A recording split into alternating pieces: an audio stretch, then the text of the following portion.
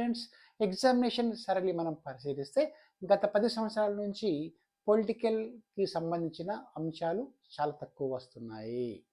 అదేవిధంగా సామాజిక, ఆర్థిక, మత పరిస్థితుల గురించి పెద్ద మొత్తంలో క్వెషన్స్ రావడం జరుగుతుంది. డియర్ స్టూడెంట్స్, మా ప్రీవియస్ పేపర్స్ మనం చూసిన తర్వాత అందులోంచి మనము కొన్ని అంశాలను గ్రహించి ఈరోజు మీకు ఎగ్జామ్స్‌లో ఏ విధంగా క్వెషన్స్ అడుగుతున్నాడు దానికి అనుగుణంగానే కొన్ని ఈ అంశాలు నేను తయారు చేసి మీకు ఈరోజు వివరిస్తున్నాను. డియర్ స్టూడెంట్స్, మనం పాఠం స్టార్ట్ చేద్దాం. మొఘల్ కాలం నాటి సామాజిక, ఆర్థిక, మత పరిస్థితులు. మొఘల్ కాలం నాటి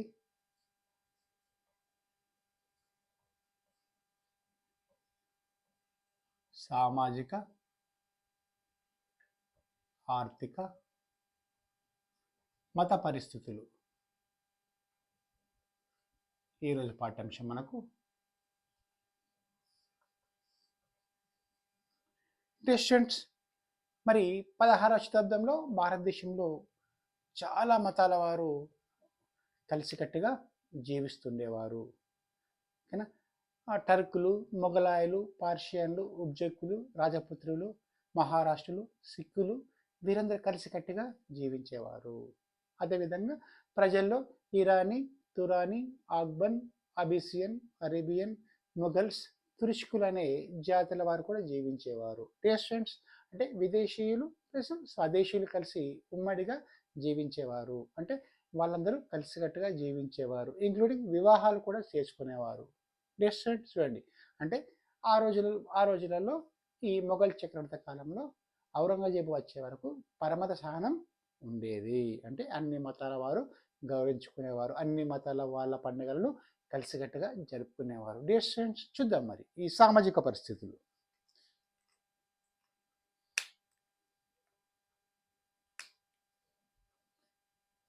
సామాజిక పరిస్థితులు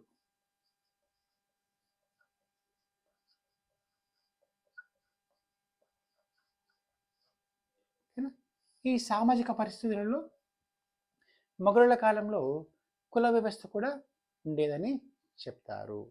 అదేవిధంగా మొఘలుల కాలంలో స్త్రీల పరిస్థితి, ఈ సామాజిక పరిస్థితుల్లో ఈ స్త్రీలు మొత్తం 3 భాగాలుగా విభజించబడి ఉండేది. ఓకేనా? స్త్రీలో 3 భాగాలు. ఒకటి ఉన్నత వర్గాల వారు,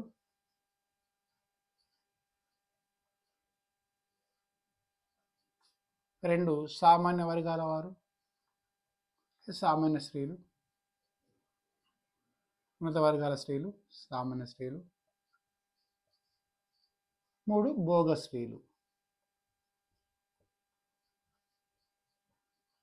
ఓకేనా? మొఘళ్ళ పరిపాలన కాలంలో సామాజిక పరిస్థితిలో స్త్రీల పరిస్థితి చెప్తున్నా. స్త్రీలు మొత్తం సమాజంలో 3 రకాలుగా విభజించబడి ఉండేవారు. ఒకటి ఉన్నత వర్గాల వారు, అంటే రాజకుటుంబీకులు ప్లస్ జమీందారులు, అదేవిధంగా ధనవంతులైన స్త్రీలు, వాళ్ళు ఈ సమాజంలో అంటే ఉన్నత వర్గాలకు చెందిన వాళ్ళు.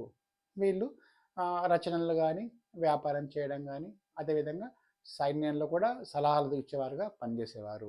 అంటే ఏమైనా పుస్తకాలు రాయడం కానీ, అదేవిధంగా సైన్యంలో సలహాలు ఇవ్వడం కానీ, అదేవిధంగా రాజమాతలకు కూడా వీళ్ళు పనిచేసేవారు. ఇక సామాన్య స్త్రీలు చిన్న చిన్న పనులు, వ్యవసాయ పనులు కానీ, చిన్న పనులు కానీ వీళ్ళు చేసేవారు. ఇక భోగ స్త్రీలు వీళ్ళ గురించి తెలుసా మీకు? వ్యభిచారం చేస్తూ వాళ్ళ యొక్క జీవనాన్ని కొనసాగించేవారు. అంటే మొఘలుల కాలంలో మొత్తం 3 రకాల స్త్రీలు సమాజంలో ఉండేవారు. ఓకేనా? ఉన్నత వర్గాల వారు, సామాన్య వర్గాల వారు, భోగ స్త్రీలు. ఓకేనా? ఉన్నత వర్గాల వాళ్ళు అంటే ధనవంతులు ప్లస్ చక్రవర్తుల కుమార్తెలు కానీ, భూస్వాముల కుమార్తెలు కానీ, జాగీర్దారుల కుమార్తె కానీ, మున్సబ్దారుల కుమార్తెలు కానీ, వీళ్ళు ఉన్నత వర్గాల స్త్రీలు. వీళ్ళు అంతఃపురంలోనే ఉండేవారు. ఇక సామాన్య స్త్రీలు సాధారణంగా వ్యవసాయం చేస్తూ వాళ్ళకు చిన్న వ్యాపారాలు వ్యవసాయం చేసేవారు. ఇంకా భోగ స్త్రీలు వీళ్ళ యొక్క అంటే వీళ్ళ పని మొత్తం వ్యభిచారం చేస్తూ ఉండేవారు. ఈ 3 రకాల స్త్రీలు మొఘల కాలంలో ఉండేవారు. ఇక అదేవిధంగా ఈ స్త్రీలలో సాంఘిక దురాచారాలు ఎక్కువగా ఉంటుండే.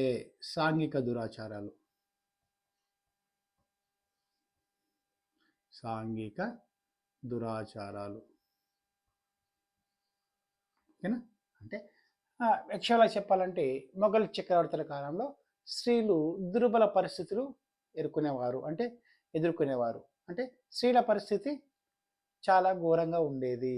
నేను చెప్పిన 3 రకాల స్త్రీలు చాలా ఘోరంగా ఉండేది. అదేవిధంగా ఈ సాంఘిక దురాచారాలు పెద్ద మొత్తంలో ఉండేవి. ఒకటి శిశు హత్యలు. ఓకేనా? 2 బాల్య వివాహాలు. ఓకేనా? 3 కన్యాశుల్కం. ఓకేనా? 4 పరదా పద్ధతి. 5 సతీ సాగమనం. 6 జోహార్ విధానం. ఇవి సమాజంలో ఉన్న స్త్రీలు ఎదుర్కొంటున్న ప్రధాన సమస్యలు. ఓకేనా? చూడండి, ఫస్ట్ది శిశు హత్యలు. ఓకేనా? ఈ రాజపుత్ర కుటుంబాల్లో ఆడపిల్ల పుట్టడం అరిష్టంగా భావించేవారు. ఒకవేళ ఆడపిల్ల పుడితే వాళ్ళు పొరిటిలోనే చంపేసేవారు. అంటే శిశు హత్యలు. రాజస్థాన్, గుజరాత్ ఆ ప్రాంతాల్లో ఉన్న రాజపుత్ర రాజులు, రాజపుత్ర స్త్రీలు వాళ్ళకు ఆడపిల్ల పుడితే వాళ్ళు పాపం పొరిటిలోనే చంపేసేవారు. చాలా సాంఘిక దురాచారం ఇది. శిశు హత్యలు. అమ్మాయి పుడితే పుట్టే అంటే వాళ్ళు చంపేసేవారు. ఇక రెండవది బాల్య వివాహాలు. చూడండి, చిన్న వయసులోనే వాళ్ళకు వివాహం చేసేవారు. 8 సంవత్సరాలు, 9 సంవత్సరాలు, 10 సంవత్సరాల వయసులోనే అమ్మాయిలకు వివాహం చేసేవారు. ఇది బాల్య వివాహం. అదేవిధంగా కన్యాశుల్కం. నేను చెప్పినట్లు 8, 9, 10 సంవత్సరాల అమ్మాయిని 60 ఏళ్ళ ముసల ఆయనకి ఇచ్చేసి పెళ్లి చేసేవారు. అంటే కొద్ది మొత్తంలో ధనం తీసుకొని ఆ ధనానికి పరిహారంగా ఈ చిన్న అమ్మాయిని ఒక ముసలానికి ఇచ్చి పెళ్లి చేసేవారు. ఇదే కన్యాశుల్కం. అదేవిధంగా పరదా పద్ధతి. ఇది మహమ్మదీయుల్లో ఉంటుండే. ఇక 5వది సతీ సహగమనం. చాలా పెద్ద దురాచారం ఇది. అంటే చూడండి, ఈ కన్యాశుల్కం వల్ల ఒక చిన్న అమ్మాయి ఒక పెద్ద ముసలాయన్ని పెళ్లి చేసుకుంటుండే. ఆ ముసలాయన 5-10 ఏళ్ళకు చనిపోతుండే. ఇక చనిపోయిన తర్వాత పాపం చిన్న అమ్మకు 15-20 సంవత్సరాల వయసు వచ్చేది. ఆ ముసలాయన చనిపోయినా కూడా ఆ ముసలిన చితి మీద ఈ చిన్న పిల్లను పారేసేవాడు. అంటే సతీ సహగమనం. ఇక భర్త చనిపోయింది కాబట్టి భార్యను కూడా భర్త చితులను వేసి కాల్చేసేవారు. ఇది అతిపెద్ద సాంఘిక దురాచారం. ఇక 6వది చివరిది జోహార్ విధానం. ఆ రోజులలో రాజపుత్ర స్త్రీల్లో ఇది ఆచరించే అత్యంత క్రూరమైన విధానం ఇది. అంటే రాజపుత్ర స్త్రీలు వాళ్ళ రాజ్యంలో రాజు కానీ వేరే రాజ్యంతో పోరాడి ఓడిపోయినప్పుడు కానీ వేరే రాజ్యం వారు వీళ్ళ రాజ్యంపై దండెత్తి వీళ్ళు ఓడిపోయిన పక్షాన కానీ వేల సంఖ్యలో స్త్రీలు సామూహికంగా ఒక పెద్ద అగ్నిగుండంలో దూకి ఆత్మార్పణం చేసేవారు. దీన్నే జోహార్ విధానం అంటారు. రాజపుత్ర స్త్రీలు వాళ్ళ రాజ్యం ఓడిపోయిన తర్వాత, వాళ్ళ రాజు ఓడిపోయిన తర్వాత ఎటు తోచని పరిస్థితుల్లో వాళ్ళు ఏం చేస్తారు, పెద్ద మొత్తంలో సామూహికంగా ఒక పెద్ద మండుతున్న అగ్నిబావిలో దూకేసి వేల సంఖ్యలో స్త్రీలు సామూహికంగా ఖననం చేసుకునేవారు. అంటే ఆత్మాహుతి చేసుకునేవారు. దీన్నే సాంఘిక దురాచారం, దీన్ని జోహార్ విధానం అంటారు. చూడండి, మొఘళ్ళ కాలంలో స్త్రీల పరిస్థితి చాలా దారుణంగా ఉండేది. మనం చెప్పుకున్నట్టు స్త్రీలు 3 రకాలు ఉంటారు: ఉన్నత వర్గం, సామాన్య వర్గం, భోగ స్త్రీలు. అదేవిధంగా సాంఘిక దురాచారాలు పెద్ద మొత్తంలో ఉంటుండే. శిశు హత్యలు, బాల్య వివాహాలు, కన్యాశుల్కం, పరదా పద్ధతి, సతీసాగమనం, జోహార్ విధానం, అదేవిధంగా బాహుభారత్వం కూడా ఉంటుండే. ఇలాంటి సాంఘిక దురాచారాలను ఎదుర్కొంటున్న స్త్రీలు మొఘళ్ళ కాలంలో చాలా దుర్బల పరిస్థితుల్లో ఉండేవారని చెప్పడం జరిగింది. డియర్ స్టూడెంట్స్, ఇది స్త్రీల యొక్క పరిస్థితులు. అంటే సమాజంలో స్త్రీల యొక్క పరిస్థితి ఈ విధంగా ఉండేది. నెక్స్ట్ మనం చూసుకుంటే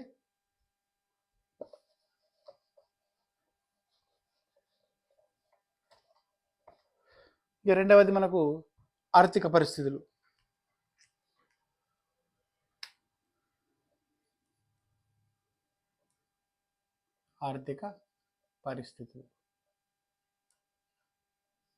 ఈ ఆర్థిక పరిస్థితుల్లో రాజకుటుంబకులు, ఓకేనా, భూస్వాములు, జాగీరుదారులు ప్లస్ కూలీన వర్గాలు పెద్ద మొత్తంలో ధన సంపద ఉంటుంది వాళ్ళకు. వాళ్ళు అంటే రాజవంశాలు, ప్రభువర్గం, జమీందారులు వీళ్ళందరూ అభివృద్ధి చెంది ఉన్నత స్థాయిలో ఉంటుండే. కానీ సామాన్య ప్రజలు మాత్రం పన్నులు కట్టలేక పేదరికంలో చనిపోయేవారు. అంటే రాజ రాజ కుటుంబీకులు,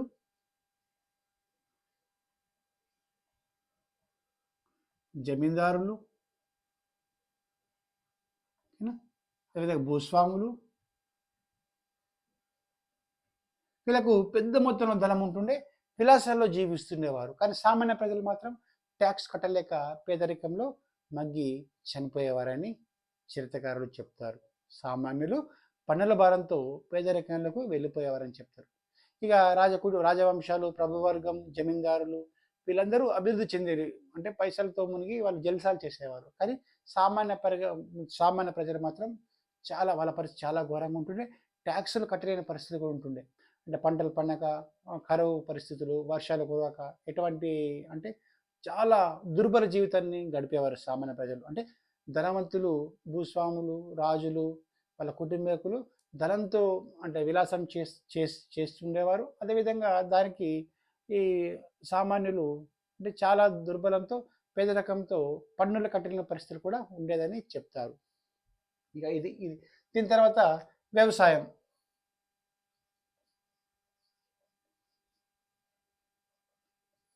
ఈ 16వ శతాబ్దంలో వ్యవసాయం భారతదేశంలో చాలా అభివృద్ధి చెందింది. మొఘళ్ళ కాలంలో వారి పత్తి, జొన్న లాంటి పంటలు పండించేవారు. అదేవిధంగా మనకు ఇంకో ముఖ్య విషయం అంటే 1604 సంవత్సరంలో యూరోపియన్లు ఇంపార్టెంట్, ముఖ్యంగా పోర్చుగీస్ వారు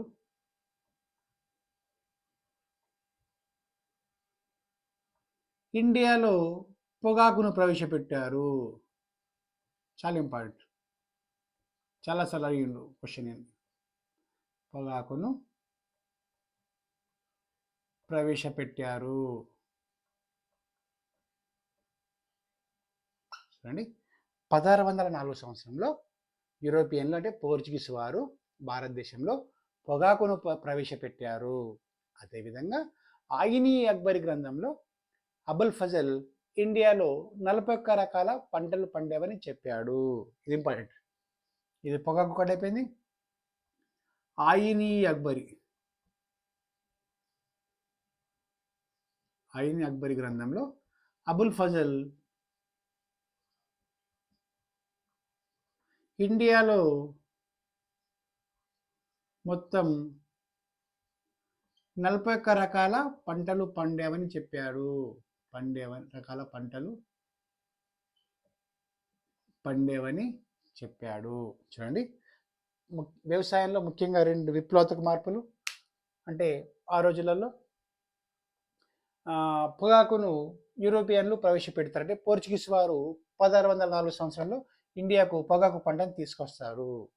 అదేవిధంగా ఆయినీ అక్బరి గ్రంథంలో అబుల్ ఫజల్ అనే వ్యక్తి ఇండియాలో మొత్తం 41 రకాల పంటలు పండుతాయని చెప్పడం జరిగింది. ఇవి 2 ఇంపార్టెంట్ మనకు బిట్స్, ఎగ్జామినేషన్లో వచ్చే అవకాశం ఉన్న బిట్స్. అంటే ఆయినీ అక్బరి గ్రంథంలో అబుల్ ఫజల్ భారతదేశంలో ఎన్ని పంటలు పండుతాయని చెప్పడం జరిగింది. 41 రకాలు, 41. అదేవిధంగా భారతదేశానికి పొగాకును ఎవరు పరిచయం చేశారు? పోర్చుగీస్ వారు. ఏ సంవత్సరంలో? 1604. ఇవి గుర్తుంచుకోవాలి. అదేవిధంగా భారతదేశంలో ఆ రోజులలో మనకు వ్యవసాయం అనేది బావుల ద్వారా, అదేవిధంగా కాలువల ద్వారా కూడా పండేవి. అంటే బావులు, కాలువల ద్వారా కాక పెద్ద మొత్తంలో వర్షంపై ఆధారపడి వ్యవసాయదారులు జీవిస్తుండేవారు. ఓకేనా? ఇది వ్యవసాయం. ముఖ్యంగా మనకు భారతదేశంలో ఆ రోజులలో వ్యవసాయంలో ముఖ్యంగా వరి, గోధుమ, జొన్న, రాగి, బార్లీ అనే పంటలు పండేవి. అదేవిధంగా మనకు వరి కూడా పుష్కలంగా పండేది. ఓకేనా? పెద్ద మొత్తంలో భారతదేశం నుంచి వస్త్రాలను కూడా ఎగుమతి చేసేవాళ్ళం ఆ రోజులలో. దక్షిణ భారతదేశం మొత్తము పత్తి పంటలు పండించేవారు. అదేవిధంగా ఉత్తర భారతదేశంలో వరి పంటతో పాటు గోధుమ పంటలు కూడా మనం పండించేవాళ్ళం. డియర్ స్టూడెంట్స్, ఆ రోజుల్లో కూడా జనాభా పెద్ద మొత్తంలో ఉంటుంది కాబట్టి జనాభా అవసరాల నిమిత్తం భారతదేశంలో ఈ రకరకాల పంటలను కూడా పండించామని చెప్తారు. అదేవిధంగా భారతదేశంలో సుమారు 41 పంటలు పండించేవారని చెప్పేసి అబుల్ ఫజల్ అనే వ్యక్తి ఆయినీ అక్బర్ గ్రంథంలో వివరిస్తాడు. డెస్టెన్స్ మనకు ఆర్థిక పరిస్థితులు ప్లస్ వ్యవసాయం గురించి అయిపోయింది. నెక్స్ట్ మనకు ఇంపార్టెంట్ మత విధానం. చాలాసార్లు మనకు చాలా క్వశ్చన్స్ ఈ మత విధానం నుంచి రావడం జరుగుతుంది. ఫస్ట్ క్లుప్తంగా మీకు వివరిస్తా. చూడండి డెస్టెన్స్ మనకు ఈ మత విధానంలో చాలా ముఖ్యమైన అంశాలు ఉంటాయి మనకు. అంటే చూడండి భారతదేశానికి వచ్చిన విదేశీయులు చాలామంది పర్షియన్స్, ఓకేనా, మొఘలాయులు, టర్కులు, ఉజ్బేకులు, ఓకేనా, అదేవిధంగా చాలామంది విదేశీయులు ఇండియాకు వచ్చి స్థిరపడ్డారు ఇక్కడనే. అదేవిధంగా భారతదేశంలో ఉన్న రాజపుత్రులు, మహారాష్ట్రులు, సిక్కులు, వీళ్ళను టోటల్ వీళ్ళందరూ హిందువులుగా భావించేవారు. అదేవిధంగా వేరే దేశం నుంచి వచ్చిన వాళ్ళని ముస్లిం యూనిట్గా భావించేవారు. స్వదేశీయులు, విదేశీయులుగా భావించేవారు. అదేవిధంగా వీరందరూ కలిసికట్టుగా ఉండేవారు. అంటే 16వ శతాబ్దం వరకు ఎటువంటి మత ఘర్షణలు కూడా ఇండియాలో ఉండేవి కావు. అందరూ కలిసికట్టుగా అందరి పండుగలను సామూహికంగా కలిసి చేసుకునేవారు. పెళ్ళిళ్ళు, పేరంటాలు, ఉత్సవాలు మొత్తం కలిసికట్టుగా చేసుకునేవారు. అదేవిధంగా భారతదేశంలో మొఘల్ సామ్రాజ్యాన్ని స్థాపించిన బాబర్, అదేవిధంగా అతని కొడుకు హుమాయూన్ భారతదేశంలో మత సహనాన్ని పాటించారు. ఏ విధంగా అంటే చూడండి, ఇప్పుడు మనకు హుమాయూన్, ఓకేనా, సున్ని మతస్థుడైన, షియా మతస్థుడైన మనకు బైరం ఖాన్ను అక్బర్కు సంరక్షకుగా పెడతాడు. అంటే షియా సున్ని రెండు వర్గాలు ఉంటాయి. ఓకేనా, మహమ్మదీయుల్లో షియా వర్గం, సున్ని వర్గం రెండు ఉంటాయి. అంటే హుమాయూన్ అనే వ్యక్తి, హుమాయూన్ అనే రాజు సున్ని వర్గమైన షియా వంశానికి చెందిన, షియా వర్గానికి చెందిన, ఓకేనా, మనం బైరం ఖాన్ను అక్బర్కు సంరక్షణ పెడతాడు. అదేవిధంగా అక్బర్ కూడా అమర్కోటలో ఆశ్రయం పొందుతాడు. అంటే వాళ్ళ నాన్న హుమాయూన్ పర్షియాకు పారిపోయిన తర్వాత, ఓకేనా, అక్బరు సర్ అనే వ్యక్తి దగ్గర అక్బర్ ఆశ్రయం పొందుతాడు. అదేవిధంగా మన జహాంగీర్, అక్బర్ జహాంగీరు ఇద్దరు రాజపుత్రుల స్త్రీలను పెళ్లి చేసుకుంటారు. కాబట్టి మిశ్రమ సంస్కృతి ఏర్పడింది. అక్బర్ అదేవిధంగా జహాంగీర్ అనే వ్యక్తులు రాజపుత్ర స్త్రీలను పెళ్లి చేసుకుంటారు. సో ఈ విధంగా మిశ్రమ సంస్కృతి అనేది అభివృద్ధి చెందింది. హిందూ ముస్లింలు కలిసి జీవించడం నేర్చుకున్నారు. ఓకేనా, చూద్దాం ఫస్ట్.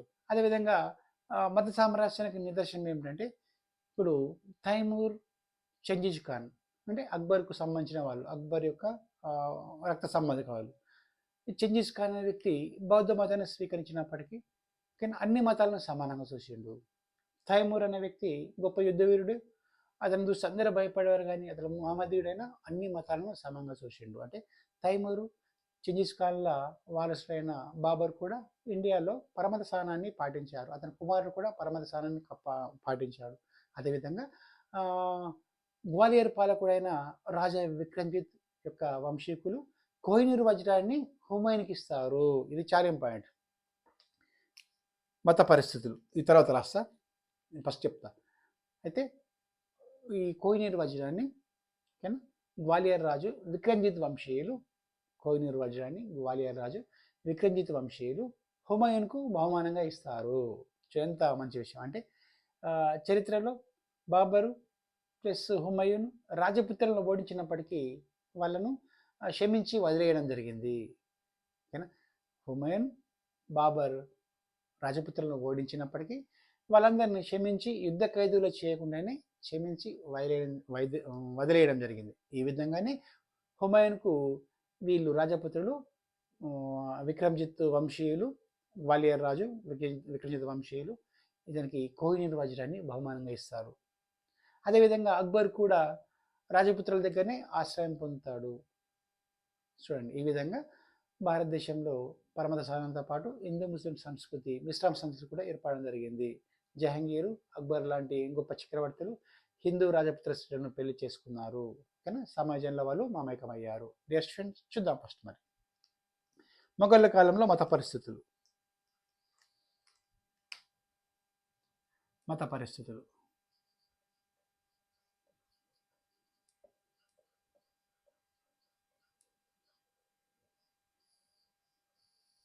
ఓకేనా, చూద్దాం.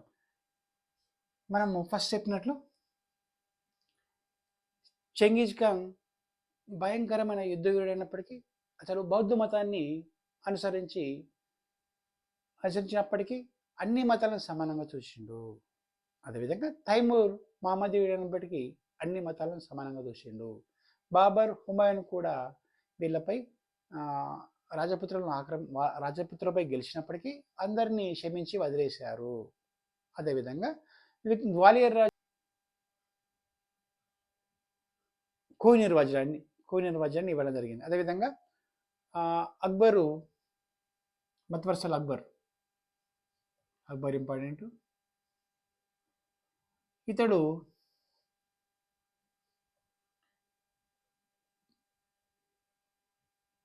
యుద్ధ ఖైదీలను మతం మార్చే విధానం రద్దు చేసిండు. యుద్ధ ఖైదీల మత మార్పిడి రద్దు.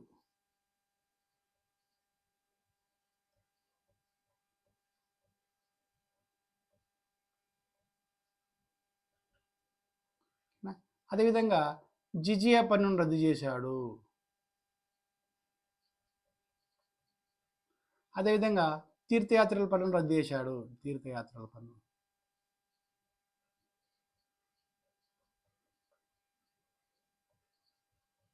ఓకేనా, చూడండి.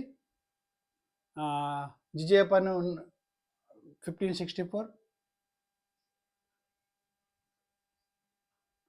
1564, 63. ఇది 1563. అదేవిధంగా ఇబాదత్ ఖాన్ అనే ప్రార్థన మందిరాన్ని ఏర్పాటు చేస్తారు. ఇబాదత్ ఖాన్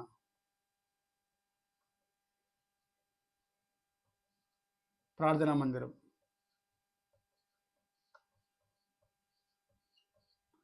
అదేవిధంగా అమోఘత్వ ప్రకటన.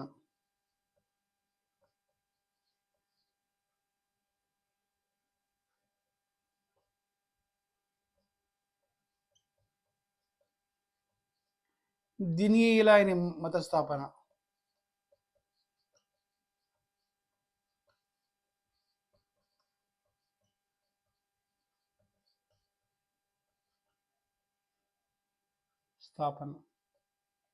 అదేవిధంగా నిరంతర అగ్ని పూజ.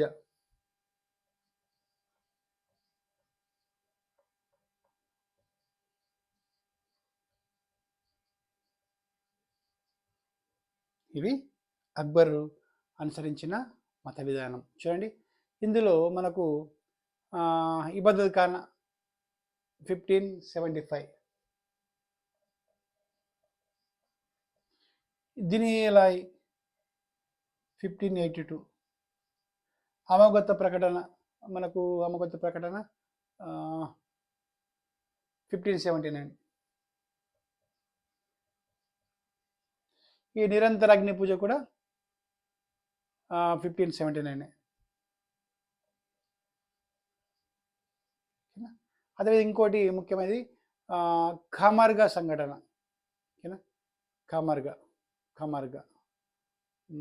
అనేది చూద్దాం.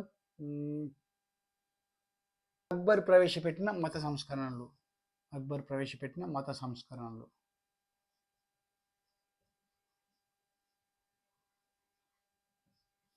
ఈ మొత్తం ఫస్ట్ యుద్ధ ఖైదీలను మత మార్పిడి రద్దు చేస్తాడు.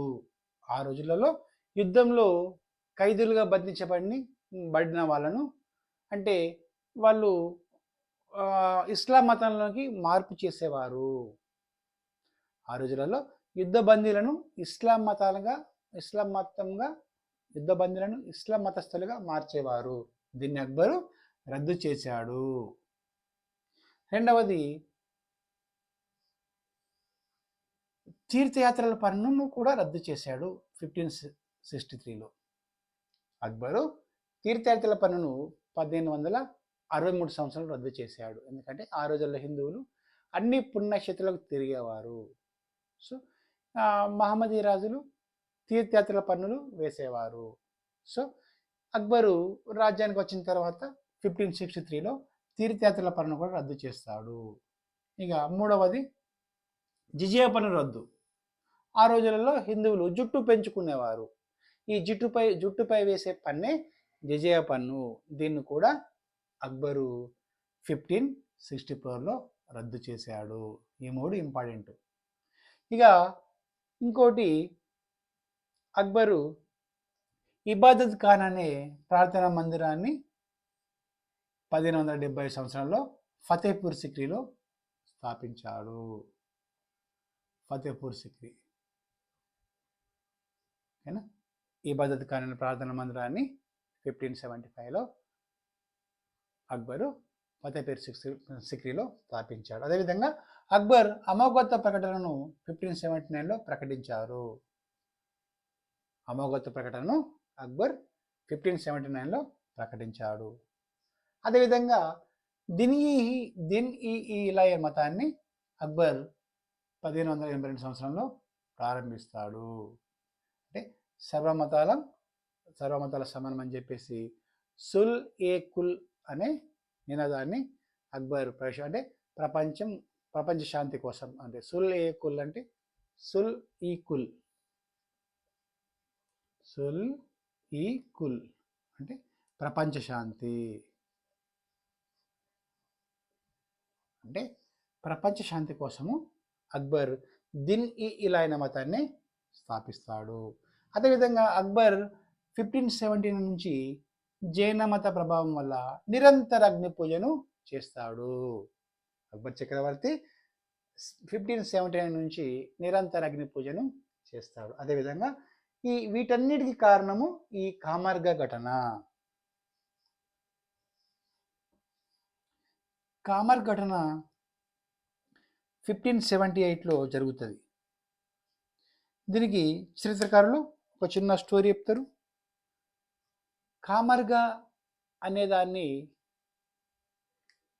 ఈ కామర్గా ప్రాంతాన్ని చిన్న మక్కాగా పిలుస్తారు. కామర్గా ప్రాంతాన్ని చిన్న మక్కాగా పిలుస్తారు. చూడండి, ఇవి అక్బర్ కాలంలో ఇంపార్టెంట్ అయిన అంశాలు. చూద్దాం. ఫస్ట్ అక్బర్ ప్రవేశపెట్టిన మత సంస్కరణలు, ఎగ్జామినేషన్ పాయింట్ ఆఫ్ వ్యూలో మనకు వచ్చే అవకాశం ఉన్న ఈ అంశాలు. యుద్ధ ఖైదీల మత మార్పిడిని రద్దు చేశాడు. ఆ రోజులలో యుద్ధాల్లో బంధించబడ్డ సైనికులను బలవంతంగా ఇస్లాం మతానికి మార్చేవారు. సో అక్బర్ చక్రవర్తి అయిన వెంటనే వీటిని రద్దు చేశాడు. అదేవిధంగా తీర్థయాత్రలపై పన్నును రద్దు చేశాడు. అక్బరు తీర్థయాత్రలపై పన్నును 1563 సంవత్సరంలో రద్దు చేస్తాడు. అంటే ఆ రోజుల్లో హిందువులు అన్ని పుణ్యక్షేత్రాలు తిరుగుతున్నాయి కాబట్టి వాళ్ళపై ట్యాక్స్ వేసేవారు. ఆ ట్యాక్స్ను కూడా అక్బరు రద్దు చేశాడు 1563లో. అదేవిధంగా అక్బరు 1564లో జిజియా పన్నును రద్దు చేశాడు. ఆ రోజుల్లో హిందువులు జుట్టు పెంచుకునేవారు కాబట్టి ఆ జుట్టుపై కూడా పన్ను వేసేవారు మహమ్మదీయులు. సో మహమ్మదీయులు వేసే ఈ జిజియా పన్నును అక్బరు 1564లో రద్దు చేశాడు. అదేవిధంగా ఇబాదత్ ఖాన్ అనే ప్రార్థన మందిరాన్ని 1575లో స్టార్ట్ చేశాడు. అన్ని మతాలు సమానమని చెప్పేసి అన్ని మతస్థులు కూడా వాళ్ళ మతం సంబంధించిన ప్రార్థనలు చేసుకోవచ్చు చెప్పేసి సర్వమత సమ్మేళనంగా ఇబాదత్ ఖాన్ అనే ప్రార్థన మందిరాన్ని అక్బర్ 1575లో ఫతేపూర్ సిక్రీలో స్టార్ట్ చేశాడు. అదేవిధంగా అమోఘత్వ ప్రకటన, అక్బరు అమోఘత్వ ప్రకటనను 1579లో చేయడం జరిగింది. అదేవిధంగా దినీ ఇలాయన మతాన్ని 1582లో అక్బరు ప్రారంభించాడు. అంటే సుల్ ఈ కుల్ అంటే ప్రపంచ శాంతి కోసం అక్బరు దినీ ఇలాయన మతాన్ని ప్రారంభిస్తాడు. ఇక నిరంతర అగ్ని పూజను అక్బరు 1570 నుంచి స్టార్ట్ చేస్తాడు. అంటే జైన మత ప్రభావం వల్ల అక్బరు నిరంతరమైన అగ్ని పూజను 1579లో స్టార్ట్ చేస్తాడు. అదేవిధంగా కామర్గా సంఘటన అక్బర్కు ఇవన్నీ అంటే దినీ ఇలాయి మత స్థాపనకు, అదేవిధంగా అక్బర్ అమోఘత్వ ప్రకటనకు ఈ కామర్గ సంఘటనే ప్రధాన కారణమని చరిత్రకారులు చెప్తారు. ఈ కామర్గ సంఘటనను లేదా ఈ కామర్గను చిన్న మక్కాగా పిలుస్తారు. ఈ కామర్గ అనేది లాహోర్ ప్రాంతంలో ఉన్న ఒక గ్రామం. అయితే అక్బర్ ఈ ఇబాదత్ ఖానా ప్రార్థన మందిరం వల్ల అతని ధ్యాన ముద్రలకు వెళ్ళిపోతాడు. అంటే సర్వమత సమ్మేళనం వల్ల అక్బరు అమోఘత్వం పొంది జ్ఞానముద్రకి వెళ్ళిపోతాడు. అంటే ఈ కామర్గా ప్రాంతంలో అక్బరు వేటకు వెళ్ళిన సందర్భంలో చరిత్రకారులు చెప్తారు, అక్బర్ వేటకెళ్ళిన సందర్భంలో కొన్ని వేల సంఖ్యలో జింకలు అదేవిధంగా జంతువులు వచ్చేసి అక్కడ ఉన్నాయని చెప్తారు. అంటే అక్బర్ ధ్యానముద్రలో ఉన్నప్పుడు అతనికి ఇట్లా అనిపిస్తానని మొత్తం వేల సంఖ్యలో జింకలు జంతువులు మూగ జంతువులు అన్నీ వేల సంఖ్యలో గుమిగూడుతాయి అక్కడ ఈ కామర్గా ప్రాంతంలో. కానీ అక్బర్ వాటిని చూసి ఏమనకుండా వదిలేస్తాడు. అంటే ఈ జీవహింస చేయరని చెప్పేసి అక్బర్ అప్పుడే నిశ్చయించుకుంటాడు. అంటే అక్బర్కు వచ్చిన అంటే అక్బరు ఆలోచించిన విధానము, అక్బరు ధ్యానముద్ర ఉన్నప్పుడు కొన్ని వేల సంఖ్యలో మూగజీవాలు వచ్చి అక్బర్ దగ్గర వాలాయని, అక్బర్ దగ్గర వచ్చాయని, అక్బర్ వాటిని ఏమి చేయకుండా వదిలేశాడని చెప్పే ఘటననే ఈ కామార్క ఘటన. ఈ కామార్క ఘటన ద్వారానే అక్బరు దినీలైన మతాన్ని స్థాపించాడు. స్టూడెంట్స్, ఇంకోసారి మనం రీక్యాప్ చేసుకుందాం. అక్బర్ యొక్క మత సంస్కరణలు: యుద్ధ ఖైదీల మార్పిడి రద్దు చేశాడు, జిజియా పన్నును రద్దు చేశాడు, తీర్థయాత్రలపై పన్ను రద్దు చేశాడు, ఇబాదత్కారమైన ప్రార్థన మందిరాన్ని ప్రారంభించాడు, అమాగత్వ ప్రకటన కూడా చేశాడు, దినీలైన నూతన మతాన్ని స్థాపించాడు. అదేవిధంగా నిరంతర అగ్ని పూజన కూడా చేయడం జరిగింది. కామార్క సంఘటన అన్ని అంశాలకు అంటే మార్గదర్శకంగా పనిచేసింది. Dear students, thank you.